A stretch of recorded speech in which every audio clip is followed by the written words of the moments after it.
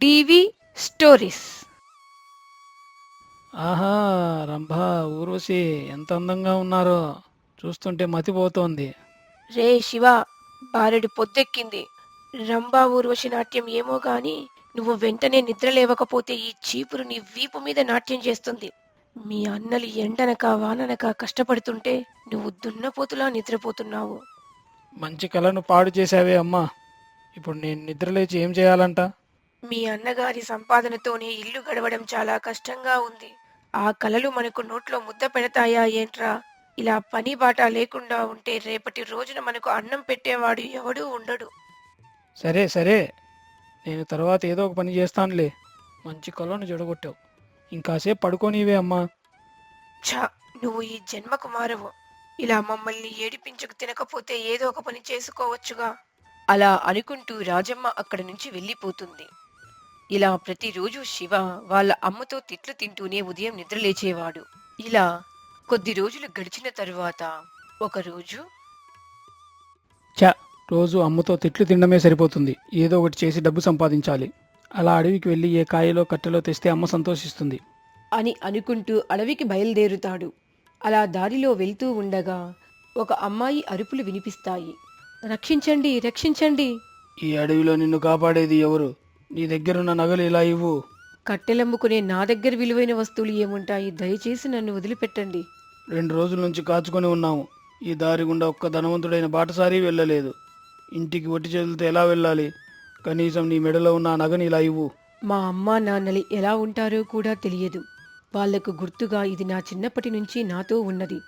దయచేసి నన్ను వదిలిపెట్టండి. ఇప్పుడు నిన్ను వదిలి వెళితే ఒట్టి చేతులతో వచ్చామని గూడెం మొత్తం నవ్విపోదు. మర్యాదగా ఆ నగని ఇలా ఇవ్వు. ఇదంతా పక్కనే ఉండి గమనిస్తున్న శివ ఆ అమ్మాయిని ఎలాగైనా రక్షించాలని పెద్ద పులిలా గాండ్రించడం మొదలు పెడతాడు.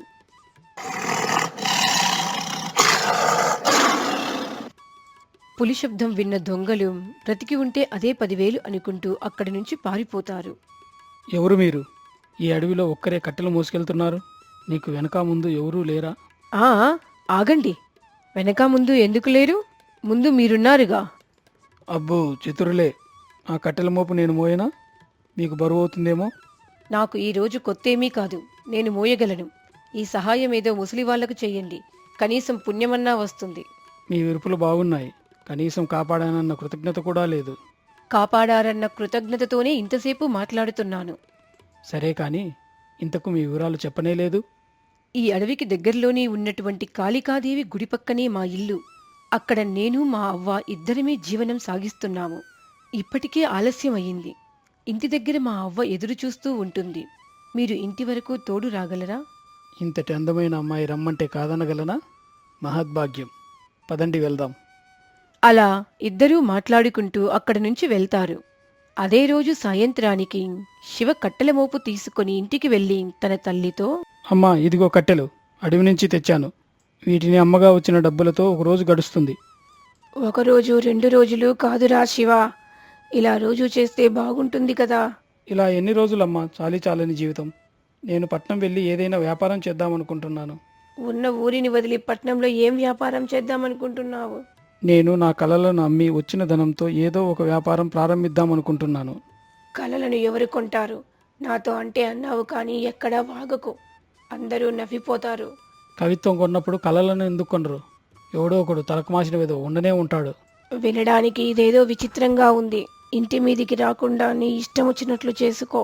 మరుసటి రోజు ఉదయాన్నే శివ పట్నానికి కాకుండా పక్కూరిలో ఉన్నటువంటి జమీందారు దగ్గరికి బయలుదేరుతాడు. పక్కనే ఉన్నటువంటి కృష్ణాపురం అనే ఊరిలో మూఢనమ్మకాలకు చాదస్తాలకు పెట్టింది పేరుగా గజపతి అనే జమీందారు తన కొడుకు కృష్ణతో కలిసి నివసిస్తూ ఉంటాడు. ఏంటి నాన్న, పొద్దున్నే ఎలా ఉన్నారు? ఏమైంది? ఏం చెప్పమంటావురా కృష్ణ? ఈరోజు నిద్ర లేవగానే మొదట చూసింది ఆ బుచ్చిగాడిని. పైగా వాడు తుమ్మాడు కూడా. ఏమవుతుందో ఏమో, గుండెల్లో ఒకటే దడగా ఉంది. మీకెందుకు దడా? మీ చాదస్తాల వల్ల ఊరంతా కదా జడుచుకోవాలి. ఏంటి నాన్న మీ చాదస్తం? మన జీవితాలు ఎదుటి వాళ్ళ తమ్ముల మీద ఆధారపడ్డాయా ఏంటి? అది కాదురా కృష్ణ, నిద్ర లేచినప్పటి నుంచి కుడికన్ను ఎక్కువగా అదురుతుంది. ఈరోజు నాకు ఏదో అరిష్టం జరగబోతోందని అనిపిస్తుంది. అదిగో అదిగో ఆ పిల్లి కూడా అరుస్తుంది చూడు. నేను అంటున్నానా ఏదో జరగబోతోందని, ఇంతలో దీని అరుపు కూడా. నాన్న, ఇక ఆపండి. మీ చాదస్తాలకంటూ ఒక అద్దు అదుపు లేదా? ఆ అరిచేది పిల్లి కాదు, లేగదూడ. మీకు చాదస్తాలు ఎక్కువయ్యి లేగదూడ అరుపుకు పిల్లి కూతకు కూడా తేడా తెలియడం లేదు. అవును అయ్యగారు, మొన్న ఏం జరిగిందంటే శాస్త్రి గారు ఈరోజు నీకు ఎరుపు కలిసి వస్తుందని చెప్పారంట. నాకు తాగడానికి కూడా పాలు ఎరుపులో కావాలని చిన్న పిల్లాడిలా ముందుకేశారు. రేయ్, మీరు అలాగే అంటారు కానీ ఈ కుర్చీని ఇలా దక్షిణ వైపు కాకుండా అలా తూర్పు వైపుకు తిప్పు. ఇలా మాట్లాడుతూ ఉండగా అక్కడికి శివ వస్తాడు. జమీందారు గారు నమస్కారం. నా పేరు శివ. నేను పక్కూరు నుంచి వస్తున్నాను. అయితే ఏంటి, ఇప్పుడు నీ కాళ్ళు కడిగి దండం పెట్టాలా ఏంది? వచ్చిన పని ఏందో చెప్పు. అయ్యా, నాకు కలలు వస్తాయి. అవి భవిష్యత్తు గురించి తెలియజేస్తాయి. నా కలలు నిజమవుతాయని మా ఊరి ప్రజల నమ్మకం. నిన్న వచ్చిన కలలో మీరు నా కలలను కొన్నారు. అందుకోసమే మిమ్మల్ని వెతుక్కుంటూ ఇక్కడికి వచ్చాను. రే, నీ కంటికి వెర్రి వెంగలప్పలాగా కనిపిస్తున్నానా? ఎక్కడైనా ఎవరైనా కలలను కొంటారా? అయ్యా, నా కలలు సామాన్యమైనవి కావు, భవిష్యత్తును తెలియజేస్తాయి. ఒకవేళ నా కల నిజం కాకపోతే జీవితాంతం మీకు సేవకుడిలా పనిచేస్తాను. అబ్బా, భలే ఉందే. అప్పనంగా ఊడిగం చేస్తానంటే ఎవరైనా వద్దంటారా? అయ్యా, మీరన్నది బాగున్నది. నేనన్నది బహుబాగున్నదని మీ చేత అనిపించమంటారా? నీలాగే నీ మాటలు కూడా భలే చమత్కారంగా ఉన్నాయే. ఏంటది చెప్పు. నేను ఓడిపోతే ఏం చేస్తానో చెప్పాను, కానీ నేను గెలిస్తే మీరు ఏమిస్తారో ఇంతవరకు చెప్పలేదు. నీ కలలు నిజమవుతాయని నీకు అంత నమ్మకమా? సరే అయితే నీకేం కావాలో కోరుకో. సమయం వచ్చినప్పుడు నాకేం కావాలో మీరు ఇవ్వగలిగిందే అడుగుతాను. అలాగే, నీ కల ఏంటో చెప్పు. నాకు కలలు రావాలంటే పుష్టిగా తిని నిద్రపోవాలి. అప్పుడే నాకు మంచి మంచి కలలు వస్తాయి. అవి మీకు లాభాన్ని చేకూరుస్తాయి అని శివ చెప్పగా జమీందారు కడుపు నిండా అన్నం పెట్టి నిద్రపోవడానికి మంచి గదిని ఏర్పాటు చేస్తాడు. మరుసటి రోజు ఉదయాన్నే, రా శివా రా, నీకోసమే ఎదురు చూస్తున్నా. రాత్రి బాగా నిద్ర పట్టిందా? ఇంతకు రాత్రి నువ్వు కన్న కల ఏంటి? లేచి లేవగానే అడుగుతున్నారు. కనీసం కాలకృత్యాలన్నా తీర్చుకొనిస్తారా లేదా? అంత తొందర అయితే ఎలా? పర్వాలేదు, కాలకృత్యాలదేముంది, తర్వాత అయినా తీర్చుకోవచ్చు. ముందు నీకు వచ్చిన కల ఏంటో చెప్పు. మీరు వదిలేలా లేరుగా. సరే చెబుతాను వినండి. మీ పెరట్లో తూర్పు వైపున ఉన్న మామిడి చెట్టు మాట్లాడుతుంది. కావాలంటే మాట్లాడి చూడండి. అంతేకాదు, అది భవిష్యత్తులో మీకు రాజయోగం కలిగేలా దారి చూపిస్తుంది. ఎక్కడైనా చెట్టు మాట్లాడుతుందా? పద చూద్దాం. అయ్యా, ఒక్క నిమిషం. చీకటి పడ్డాక పసుపు కుంకుమ తీసుకుని వెళదాం. అప్పుడే అది మాట్లాడుతుంది.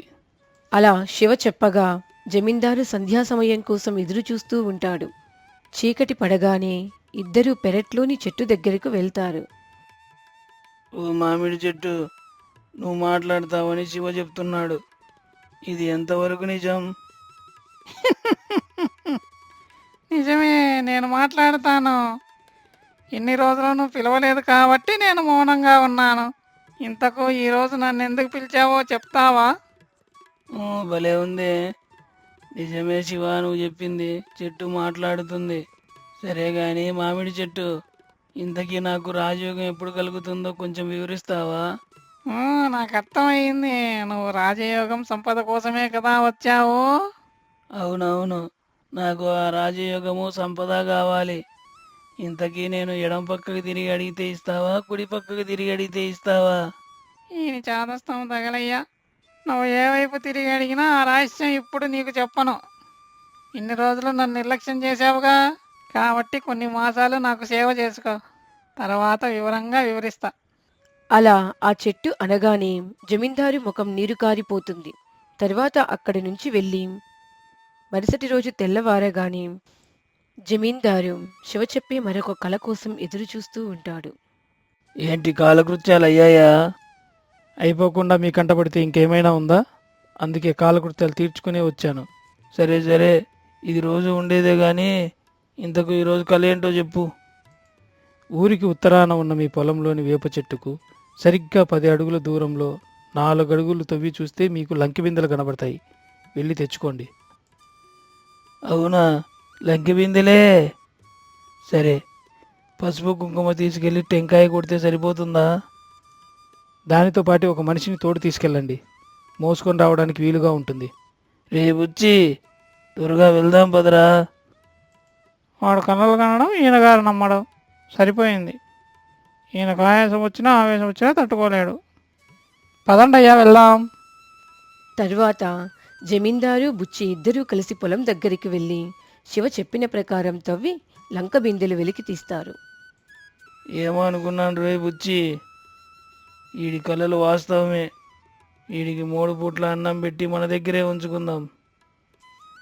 ఉంచుకుందాం ఉంచుకుందాం. సరే గాని త్వరగా లంక బిందెలు భుజాన వేసుకో. ఎవరు చూడకముందే ఇంటికి వెళదాం. బిందెలు కనబడి సరిపోయింది, లేకపోతే ఇంకేమైనా ఉందా? బిందెలకు బదులు ఈయన గారిని భుజాన్ని వేసుకోవాల్సి వచ్చేది. ఏంట్రా, నీలో నువ్వే కొనుక్కుంటున్నావు? త్వరగా తీ. తరువాత ఆ బిందెలతో ఇద్దరూ ఇంటికి చేరుకుంటారు.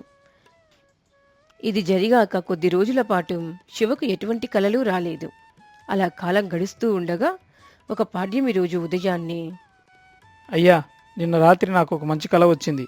ఒక అద్భుతం జరగబోతోంది. పక్షం రోజులు మేపిన ఫలితం ఇప్పుడు వచ్చినట్లుంది. ఇంతకీ ఏంటి ఆ అద్భుతం? ఈసారి బంగారు నిధి కనబడిందా ఏంది? బంగారు నిధి కాదు, అంతకంటే విలువైనది. మీరు చాలా కాలం క్రితం పోగొట్టుకున్నది. ఇప్పటికే పక్షం రోజుల నుంచి ఎదురు చూస్తున్నా. ఇంక ఊరించగా ఆ కళ ఏంటో చెప్పు. 13 సంవత్సరాల క్రితం మీ నుంచి దూరమైన మీ కూతురు అడవికి దగ్గరగా ఉన్న గుడి పక్కనే ఒక చిన్న ఇంట్లో నివసిస్తూ ఉంది. ఏంటి శివ, నువ్వు చెప్పేది నిజమా? నా కూతురు ఇంకా జీవించే ఉందా?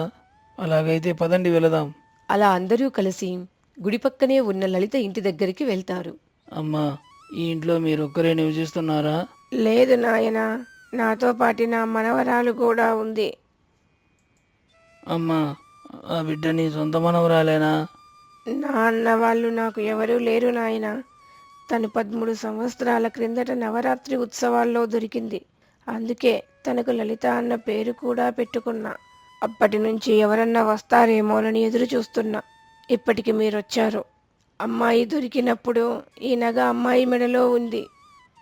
ఆ, ఈ నగ నా భార్య సుశీలదే.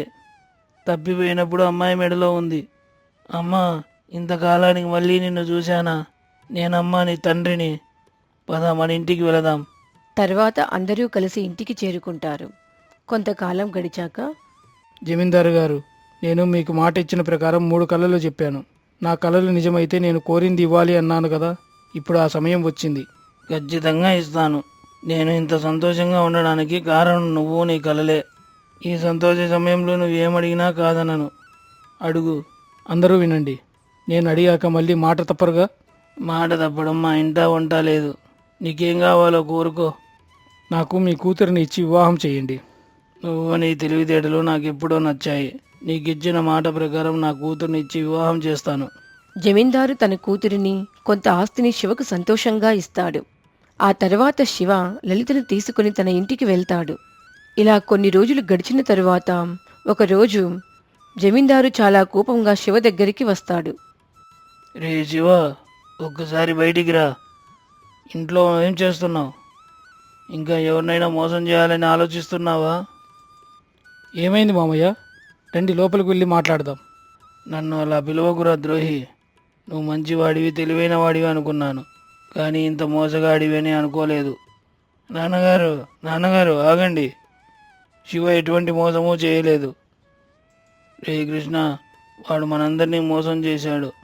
ఆ చెట్టు మాట్లాడడం, ఆ లంకి బిందెలు దొరకడం అంతా మోసం. వీడు మనల్ని నిండా ముంచాడు. లేదు నాన్న, నాకంతా తెలుసు. నేను శివ కలిసి నాటకం ఆడాం. నాటకమా? అవును, నాటకమే. మీ చాదస్తాలు భరించలేకే ఇలా నాటకం ఆడాము. ఎక్కడైనా కళలు నిజమవుతాయా? మీకు చెప్పినవన్నీ అబద్ధాలే. కానీ లలిత నీ కూతురు అన్నది మాత్రం నిజం. శివ తెలివైనవాడు, అందుకే లలితనిచ్చి వివాహం చేయడానికి నేను అంగీకరించాను. అయితే మీరందరూ కలిసే నాటకం ఆడారన్నమాట. తెలివైన వాడైతే సరిపోదు, సమర్థుడై ఉండాలి. మామయ్య, మీరు అనుకున్నట్లు నేను ఇప్పుడు జులాయిని కాదు. వ్యాపారం చేసి మంచిగా సంపాదిస్తున్నాను. నేను కూడా ఇప్పటి నుంచి నా చాదస్తాలను వదిలేస్తాను. పదండి వెళదాం. ఆ పిల్ల ఎదురొచ్చేలా ఉంది, కొంచెం చూడరా. ఇలా భ్రమగానే ఈయన ఈ జన్మకు మారడు. పదండి వెళదాం. మీరు దయచేసి కొంచెం లైక్ చేసి సబ్స్క్రైబ్ చేయండి.